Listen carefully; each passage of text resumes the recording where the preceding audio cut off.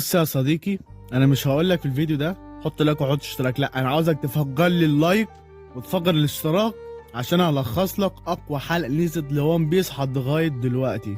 فاحنا بنعمل فيديو اسطوري لاسطوره زيك، فخليك اسطوري وانضم لعائله انمي في الرغيف. وكالعاده قبل ما نبدا ما تنساش تصلي حبيبك النبي وتذكر ربنا وتفعل زر اللايك والاشتراك بتاعك وتكتب كومنت حلو عن القناه والانميات اللي انت عاوز تلخصها. طبعا يا اصدقاء، القناة وصلت 28 مشترك لحد تسجيل الفيديو ده، ولاحظنا ان بعض الفيديوهات جه عليها تعليقات حلوة وجميلة منكم جدا. شكرا لكم على التعليقات ديت، وكلامكم ده ان شاء الله بيحفزنا ان احنا نستمر اكتر واكتر. انا عارف ان هو حاجة بسيطة، ولكن بالنسبة لنا دي حاجة كبيرة جدا، وبنشكركم للمرة التانية على دعمكم لينا. طيب لو ما شفتش الاجزاء اللي فاتت من ون بيس فاحسن لك روح شوفها عشان تفهم بقية الحكاية، وبعد ما نشوفها ارجع للفيديو ده. نخش يلا في الفيديو. نروح بقى للواتسابه وبنلاقيه بيقاتل الحراس بالنيران بتاعته. يا وحشتنا قدرة النيران دي. بنشوف بعدها ان هو خلاص قدر يهزمهم وياخد منهم مفاتيح الخاصة للعبيد عشان يقدر بقى يحرر كوما. ولكن قبل ما يتحرك بتيجي عنده قرصانة الجيل الأسوأ جولارين بوني، واول لما بيشوفها سابه بيعرفها على طول. فبتقول له بوني، ما دام انت كده عرفتني خلاص، ده يوفر علينا وقت كتير في الكلام، وانا وانت بنشارك نفس الهدف واللي هو تحرير كوما. وبعدها بيروحوا مع بعض عشان يحرروا كوما. فبيقول سابو ان انا سمعت كوما كان عنده بنت، والبنت ديت كانت قرصانه.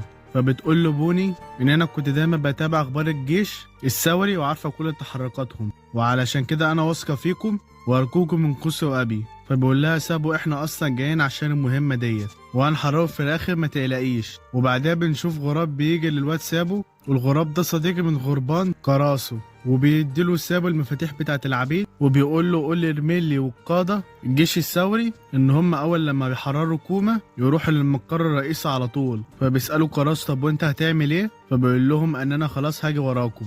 وبعد ما بيمشي غراب كراسو بيسأل سابو بوني هتعملي ايه بعد ما تحرري كوما؟ فبتقول له بوني ان انا بعدها هروح لجزيره الايج هيد. فبيرد عليها سابو بيقول لها انت مجنونه، جزيره الايج هيد ديت تابعه لحكومه العالم، متاكده ان انت ممكن تكوني بخير هناك؟ فبتقول له بوني ان انا لازم اروح لجزيره الايج هيد علشان دكتور فيجا بانك يرجع كوما لمكانه الطبيعي، وده كان اصلا سبب خروجي للبحر. بيقول لها سابو طب لو مفيش طريقه هترجع كوما لطبيعته؟ فبتقول له لو حتى مفيش طريقه ترجع كوما لطبيعته فانا هروح لفيجا بانك وهنتقم منه. وفي نفس الوقت بالله ان كان في حراس كان بيتكلموا مع بعض، فاضطروا سابو وبوني ان هم يختفوا من المكان عشان الحراس ما تشوفهمش. وبعدها بنسمع حراس هما بيتكلموا مع بعض وبيقولوا ان الحراس كل يوم بينقصوا. فبيرد عليه الحارس التاني وبيقول له ان اكيد سبب النقصان هي الغرفه الفارغه. ولكن بيجي الحارس التاني وبيقول له اياك تتكلم عن الغرفه الفارغه تاني. ولما بيسمع سابو الحوار ده بيكون مستغرب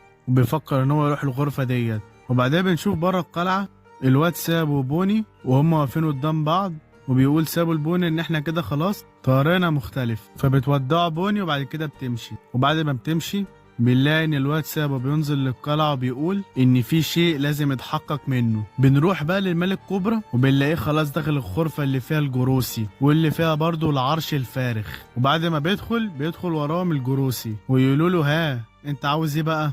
وعاوز تسأل في ايه يا ملك الاباستا؟ فبيقول لهم الملك كوبرا ان حكومة العالم تأسست على يد 20 دولة من قبل 800 سنة، وبصفتهم مؤسسين لحكومة العالم اكيد لازم ينقلوا للأراضي ماريجوا واللي في الاخر هيتعرفوا بالتنانين السماوية، ولحد الان هم اللي بيحكموا العالم. وبيقول برضو ان الملوك دول اتعاونوا مع بعض في مساوية تامة علشان ما حدش يكون ليه سلطة اعلى من التاني، ومن اجل برضو تجنب ظهور اي ديكتاتور عملوا العرش الفارغ وحطوا فيه كل أسلحتهم أمام العرش رمزا للعهد أن لا أحد يحكم منفردا. وفي خلال الوقت ده الممالك أو البلاد العشرين دول ملوكهم وأسرتهم رحلوا منها. فطبعا الممالك دي لازم يكون فيها ملك جديد وأسرة ملكية جديدة مستمرة لحد لغاية دلوقتي. أسماء الملوك والعائلات القدامى تمت محوهم بالكامل، ولكن في مملكة واحدة بس هي اللي احتفظت بأسماء ملوكها القدامى، واللي هي مملكة أراباستا، واللي كانت ملكتها الملكة نفرتاري ليلي، وهي الوحيدة اللي احتفظت باسمها بين كل الملوك، ورفضت انها تروح اراضي الماريجوا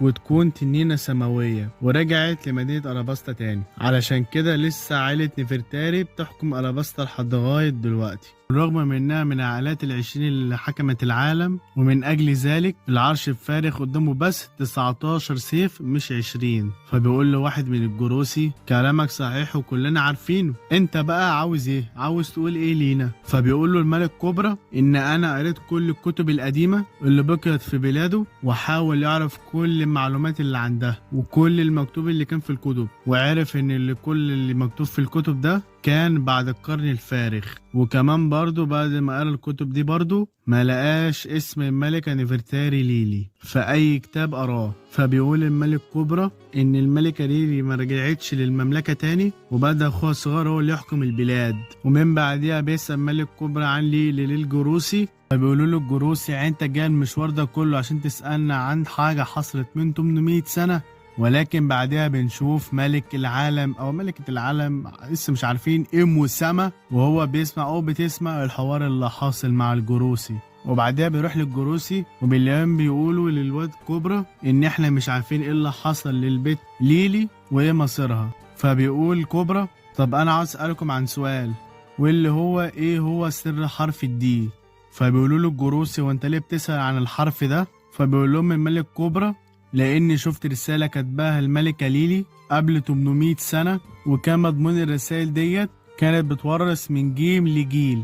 بنروح بقى خارج قلعة بنجانا بنلاقي تنين السماوي اللي اسمه تشارلوس بيخلي العد بتاعه اللي هو كوما بيربط وبيمسك حورية البحر واللي اسمها شيراهوشي. وبنلاقي ان شارلوس كان سعيد جدا لانه مسك بحورية بحر كبيرة. وبنلاقي ان البت شيراهوشي بتقعد تعالى تطلب المساعدة، ولكن مفيش حد قدر يساعدها علشان الكل عارف لو حد قدر بس يغضب تنين سماوي فعقابه شديد جدا. وبعدين بنشوف راجل اسمه تشارلوس ده وهو بيتخيل نفسه وبيجر العبدة بتاعته وسط التنانين السماوية، ولكن بيجي الأمير فابكش وأخواته علشان يساعدوا الأميرة شيراهوشي ويحرروها من التنين السماوي ده. ولكن بيقول تشارلوس أحسن لكم تهربوا من هنا وحورية البحر دي ملكي أنا. فبيقول شارلوس لكوما انه يهاجم عليهم، وفعلا بيهاجم عليهم بالليزر بتاعه المتفجر. ولكن في نفس الوقت بتيجي البت اللي اسمها ريبيكا ومعاها الواد اللي اسمه ليو الصغير ده، وبيقول ليو هو الراجل ده جه تاني، ده انا مش هسامحه المره دي على اللي عمله. وبعدها بيقول سيو للتنين السماوي ميوس جارد هو انا اقدر اضربه؟ فبيقول ميوس جارد تقدر تضربه وانا استحمل اي مسؤوليه. ده بنشوف الاخوه الثلاثه وهم لسه هاجموا على الراجل اللي اسمه تشارلوس، ولكن بيجي ميوس جارد وبيوقفهم بيقول لهم ان انتوا لو هاجمتوا عليه انتوا هتتضروا وهتتضر معاكم دولتكم، فسيبوا القراصنة هما اللي يتصرفوا معاه وهيعرفوا يهربوا في الاخر. بعدها بيبص شارلوس لفوق يلاقي الواد ليو وسيو بيهجموا عليه بضربة قوية جدا على دماغه بتخليه يتفعص وبينزل على الارض.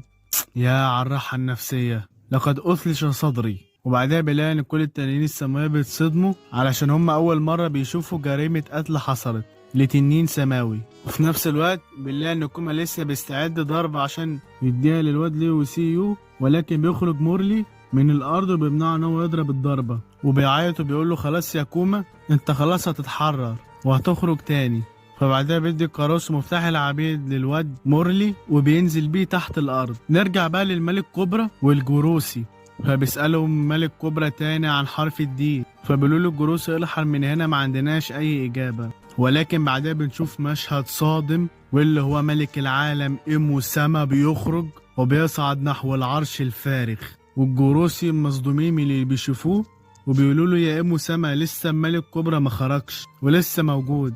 وكوبرا أول ما بيسمع اسم إيمو من هنا بيتصدم من هنا على طول وبينزل لفوق بنظرات مرعبة وفيها التوتر والصدمة والدهشة. ولكن بالله ان ملك العالم بيقول كلمة واحدة بس الكبرى واللي هي اخيرا إيمو سما اتكلم بعد اكتر من سنة واكتر من 230 حلقة. اخيرا سمعنا ملك العالم وان بيس وهو بيتكلم. يا ترى بقى ليه إيمو سما طلع على العرش الفارغ قدام ملك كوبرا؟ وهل يا ترى عنده اسئلة لملك كوبرا او هيقول له حاجة مهمة؟ ده اللي هنعرفه في الحلقة الجاية. فما تنساش بقى صديقي تفعل الاشتراك بتاعك وتفعل زر الجرس عشان يجيلك كل جديد، وتعمل لايك وتكتب كومنت حلو عشان ده اكبر دعم لي ان انا انزل فيديوهات. وما تنساش يا صاحبي تذكر ربنا وتصلي على حبيبك النبي. يلا سلام.